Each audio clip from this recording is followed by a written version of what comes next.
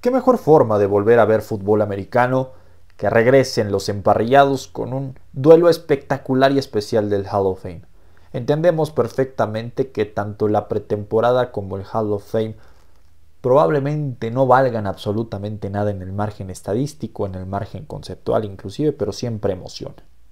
El Hall of Fame sabemos que enaltece a las figuras y los honra, les honra un tributo y responde y respeta precisamente a una carrera prodigiosa, una carrera fantástica, una carrera donde las estadísticas, los momentos, los puntos, los tackles, los lances, todo tiene ese valor. No solamente el valor en el número, no solamente en el valor económico, en la remuneración, no, sino para que ese legado siga respetándose y lo que se construyó en su momento siga laureándose y que nunca acabe la leyenda, nunca acaben los mitos, tantos y tantos futbolistas, tantos y tantos jugadores, tantos y tantos atletas que justamente se alzan en las figuras, en el Olimpo del fútbol americano. Vuelvo y repito, muy probablemente desde el margen estadístico, ni la pretemporada, ni precisamente lo que es el Hall of Fame importa, pero siempre es una bocanada, siempre es un dulce tanto para los aficionados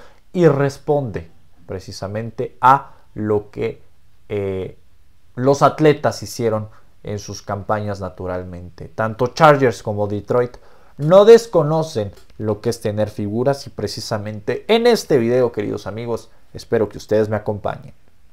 Los Chargers no desconocen tener figuras importantes en el Salón de la Fama y precisamente ese es el aliciente y el condicionante perfecto.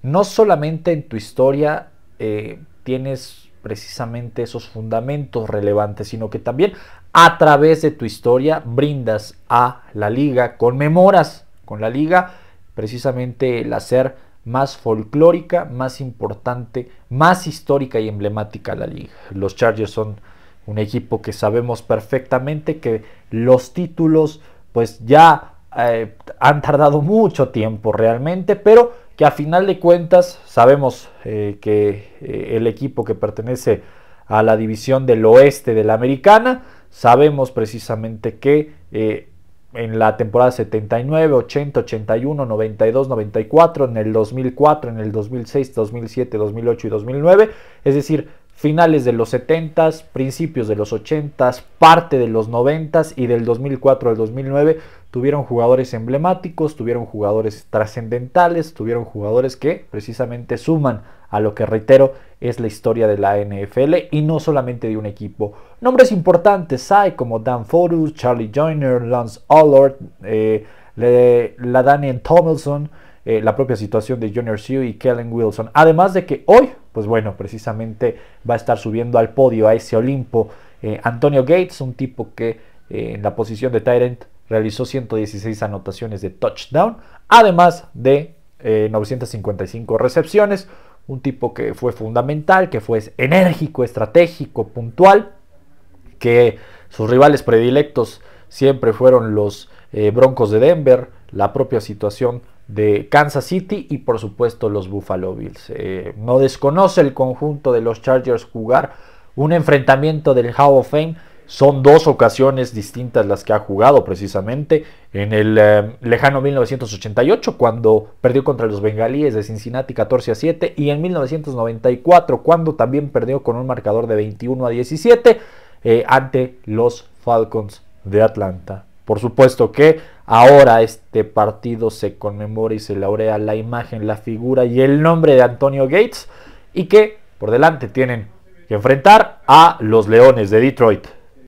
Pero si hablamos de equipos históricos y emblemáticos en demasía, no podemos borrar, no podemos saltarnos precisamente a una institución tan importante, tan radical, tan esencial como lo es la de los Leones de Detroit, que fueron cofundadores de lo que hoy vemos y conocemos como el fútbol americano y la NFL. En los años en blanco y negro, por supuesto que tuvieron sus figuras, varias figuras despampanantes que precisamente con su ejercicio de atletismo, con su ejercicio que en ese entonces quizá hoy lo vemos muy obsoleto y arcaico, pero que para ese entonces era una praxis emocionante, y que Detroit, sí, más allá de que sabemos y entendemos que hoy no vive sus mejores años, que desde hace mucho tiempo es un equipo al cual le hace falta mucho liderazgo y mucho trabajo, pese a lo que en los últimos 2 años nos ha demostrado.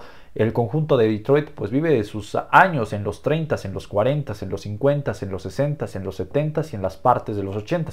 Si bien no tiene muchos títulos como uno podría esperar, sí tiene varios elementos históricos, trascendentales y emocionales. Por supuesto me van a estar faltando algunos, pero no podemos soslayar uno de los principales hombres que cuando hablamos de Detroit no lo podemos eliminar, y es Earl Dutch Clark, el quarterback histórico y emblemático para el conjunto de Detroit.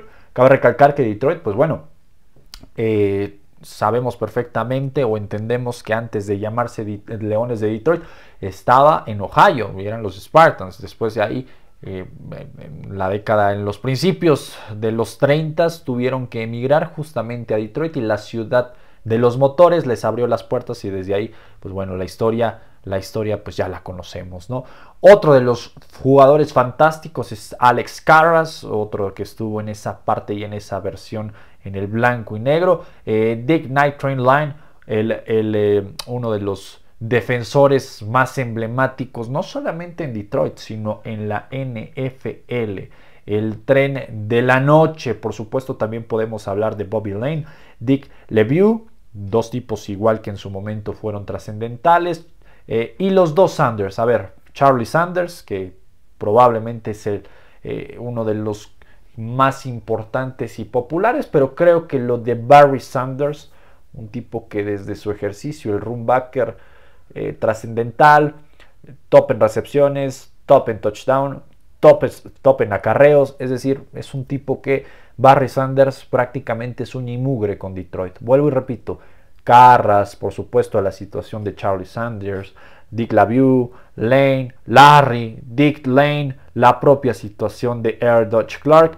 Sí, se entiende perfectamente, pero precisamente el hecho de hablar de un hombre tan emocionante, un hombre tan puntual como Barry Sanders, creo que es el hombre más popular y la figura, la leyenda por excelencia del conjunto de Detroit. Al igual que los Chargers, bueno, el conjunto de Detroit no desconoce de jugar enfrentamientos del Hall of Fame. Son 3 distintos enfrentamientos, 3 ocasiones los que precisamente el conjunto de Detroit ha disputado un Hall of Fame. En 1965, cuando perdió contra los Redskins 20-3, en 1976 cuando perdió contra los Broncos 10-7, y en 1991 cuando la escuadra de Detroit venció a los Broncos de Denver con un marcador de 14-3. Los Chargers la campaña pasada llegaron a postemporada, un equipo que perdió varios partidos, perdió inclusive contra rivales importantísimos y de jerarquía. Sin embargo, eso no fue óbice importante para que no pudieran ascender y acceder a postemporada, al menos en el margen de wild card. Hay que mencionar, por supuesto, que la campaña anterior tuvieron números importantes, 40 touchdowns, 402 puntos anotados en temporada regular, ojo, 3.629 yardas netas por pase, mientras que por acarreo de balón, es decir, por tierra, 1.882, lo que nos da un total de 5.783 yardas conseguidas la campaña anterior. Un equipo el cual, vuelvo y repito, tuvo ciertos errores en momentos importantes, pero que eso no fue factor trascendental para que no compitiera. Justin Herbert logró 3.870 yardas, además de 23 pases de touchdown. Si bien tuvo 3 intercepciones, además de ciertas capturas, 41 capturas durante toda la temporada. Fue muy puntual en la maniobra de encontrar espacios y resquicios que justamente hicieron a los Chargers competir, donde J.K. Dobbins, el runbacker, junto a Gus Edwards se convirtieron en tipos fundamentales para justamente esas formas de ofrecernos a la ofensiva al conjunto de los Chargers. Tanto Dobbins generó 9 touchdowns como Gus Edwards con 4 anotaciones. 905 yardas uno, 365 yardas otro. Hubo otros jugadores como Hassan Haskins, pero que Hassan Haskins precisamente no tuvo tanto valor como lo proporcionaron justamente J.K. Dobbins y Gus Edwards. Ahora, en la situación de yardaje, en la situación de lance, en la situación de recepción, 82 recepciones, Led McCooney, el wide receiver, Disley, el tight end, 50 recepciones, Quentin Johnson, el otro wide receiver, 55 recepciones, 7 touchdowns de McCowney, Johnson 8 anotaciones de touchdown, Disley 2 anotaciones de touchdown, 23 en total anotaciones de touchdown las que se generaron a través del aire, pero que sin duda alguna fueron fundamentales para poner y proponer al equipo de los Chargers en la campaña anterior. Cabe recalcar que para ese entonces pues solamente perdieron 4 partidos en temporada regular, que vaya que sufrieron. Vuelvo y repito, a ver, perdieron contra Pittsburgh, perdieron los 2 contra Kansas City, mejor dicho, no perdieron 4, perdieron más, perdieron 6 enfrentamientos, perdieron los 2 contra Kansas City, perdieron contra Arizona, perdieron contra Baltimore, perdieron contra Tampa Bay y también perdieron contra la escuadra de los Acereros. Vuelvo y repito, creo que fueron 6 partidos importantes, pero se llegaron a embalar en la temporada del 2024. Ganaron 4 juegos consecutivos: Nueva Orleans, Cleveland, Tennessee y Cincinnati, rivales importantes, un equipo al que le anotaban, pero que también anotaba, un equipo que no tuvo esa superioridad tan contundente, pero que vaya que compitió. Emocionó por momentos el conjunto, y más en el cierre de campaña, ganándole a Denver, a los Patriotas y a los Raiders. Sin embargo, a ver, la postemporada, equivocaciones contundentes, 4 intercepciones de Herbert, la propia situación de un fumble y además una derrota 32-12 ante los Tejanos de Houston, terminaron siendo fundamentales y contundentes para que los Chargers terminaran una campaña anterior en donde pelearon, donde lucharon, pero que precisamente esos motivantes de calidad individual y colectiva no fueron suficientes para enfrentarse a un Houston que estuvo en el momento indicado, contra el rival adecuado, precisamente en esa circunstancialidad y esa situación, no quiero decir ficticia, pero vaya que hubo muchas equivocaciones, las cuales fueron consecuentes gracias a las decisiones tanto defensivas como ofensivas del conjunto de los Chargers. Veremos qué pasa para esta campaña. Lo que es una realidad es que el conjunto de los Chargers, la franquicia, me da la situación, me da cierta idea de que va a poder competir y ser el caballo negro, la bestia negra de la campaña, en donde se unen equipos como los Tejanos de Houston, Miami y el propio equipo de Denver, para precisamente ser la piedrita en el zapato de los condicionantes de los equipos más importantes, de los equipos inclusive más competitivos, llámese Bills, llámese Ravens, llámese Cincinnati, e inclusive la propia situación de los Jefes de Kansas City. Si hay un equipo que ha sorprendido y vislumbrado la campaña anterior y que ya ha sido 2 veces un equipo considerado y loable inclusive como el campeón del Vince Lombardi, ese es el equipo de los Leones de Detroit.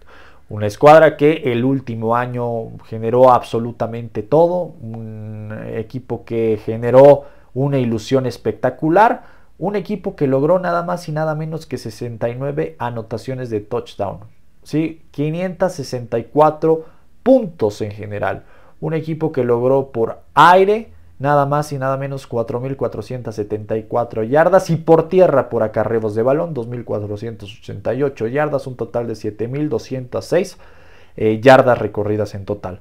Figuras importantes, figuras imponentes sin duda alguna. Jared Goff, 4.629 yardas lanzando, 37 pases de touchdown, además de un potencial por tierra sensacional, donde Jahmyr Gibbs consiguió 1.412 yardas y 16 touchdowns por tierra, mientras que David Montgomery, con 775 yardas por tierra y 12 anotaciones de touchdown, se consolidó de manera sensacional. Si bien la situación de Craig Reynolds y el propio Jameson Williams no fueron tan afortunados en el tema de anotaciones, sí fueron afortunados en prosperar por tierra. Y ahora, por aire, sin duda alguna, tenemos a Jameson Williams, que ahí realizó 7 anotaciones de touchdowns. Sam Laporta también realizó 7 anotaciones de touchdown, además de 60 acarreos con el ovoide.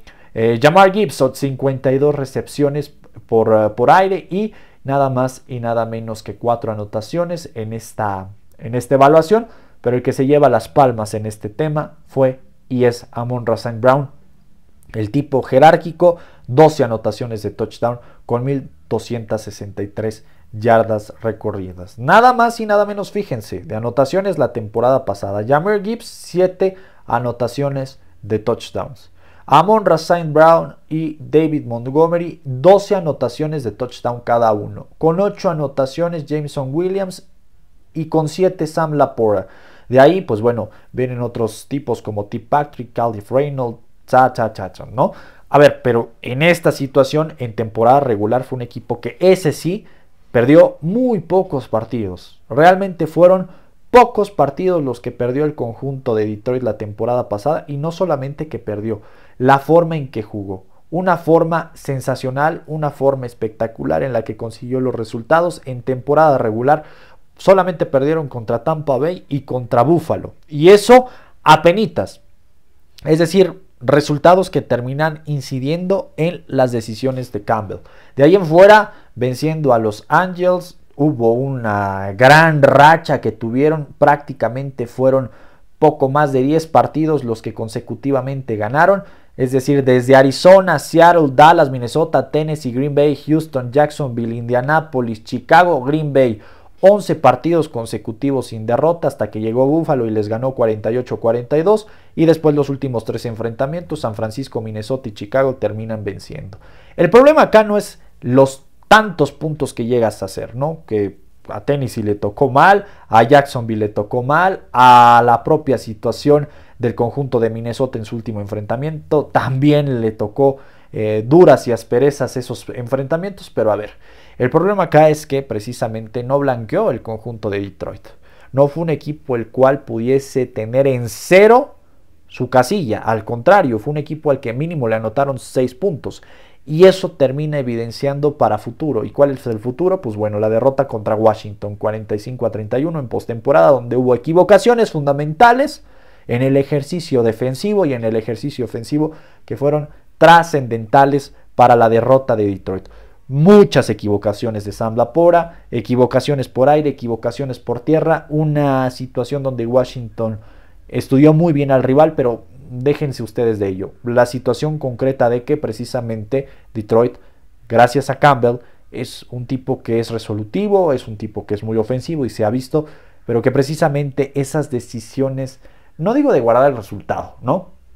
Es decir, de ser timorato y miedoso, no, pero eso de ser extremista en el apartado ofensivo le ha costado mucho trabajo. Le costó contra Buffalo, le costó contra Tampa Bay, inclusive podríamos mencionar que ese enfrentamiento en donde llovieron touchdowns, donde llovieron anotaciones precisamente, que fue contra Green Bay, dicho enfrentamiento también hubo elementos necesarios para mencionar que Detroit es muy bueno en defensiva, pero en defensiva le cuesta muchísimo trabajo. Y cuando se equivoca tu ofensiva, por supuesto que la defensiva, como ha sido y como vino siendo toda la campaña, no es que fuera vulnerable, sino que era propensa a que la anotaran. Y de esa forma, pues precisamente pierde 3 partidos, el más importante contra Washington.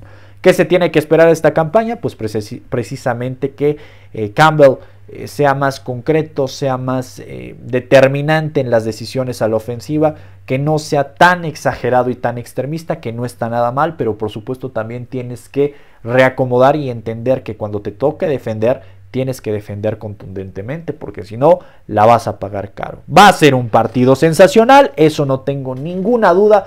Detroit va a ser y continúa siendo un equipo que va a mantenerse en ese margen desde mi perspectiva, por los refuerzos, por las integraciones, por el modelo que maneja Campbell. Y del otro lado, me parece que los Chargers pueden ser un equipo sorpresa. Sin duda alguna va a ser un partido que, como vuelvo y repito, es amistoso, simplemente para enaltecer la gloria y la figura de los que en su momento dieron grandes resultados, grandes campañas y que suman a la historia de este deporte tan hermoso.